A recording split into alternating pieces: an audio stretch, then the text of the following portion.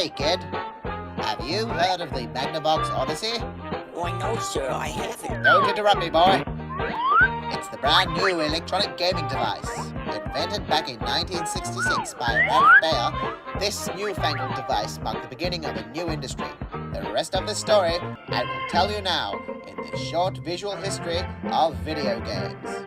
In 1972, the great Nolan Bushnell created a game called Pong. The game was a hit, and many more were to follow, like Space Invaders, Asteroids, Pac-Man, and Donkey Kong. But Atari had something else up their sleeves. In 77 came the 2600. It took a generation by storm. The first third-party developers formed, and the industry grew at a phenomenal rate. However, the market became saturated. Then in 1982 came a game by Howard Scott Warshaw, E.T. the Extraterrestrial.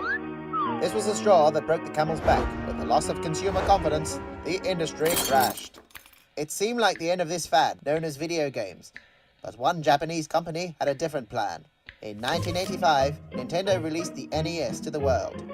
It was a great success, and just what was needed to revitalize the industry. But a new competitor was on the horizon. Sega's Master System challenged the NES. However, it was no match for Nintendo's overwhelming popularity. Sega's Mega Drive waved in the 16-bit era. The Super Nintendo was their competitor's response. With aggressive marketing like, Sega does what Nintendo don't, and now you're playing with power. Gaming fans were heavily divided over which console was better. In 95 came the Sega Saturn, but its thunder was stolen by a new contender in the form of the Sony PlayStation. Its 32-bit graphics were revolutionary, and more mature games appealed to all. Nintendo, in comparison, looked childish and lame. But Nintendo was not to worry. The Nintendo 64 had 64-bit graphics and colorful games for a younger audience. It was twice as powerful as the Sony PlayStation, and it was totally twice as fun. The late 90s was certainly a wonderful time to be a gamer.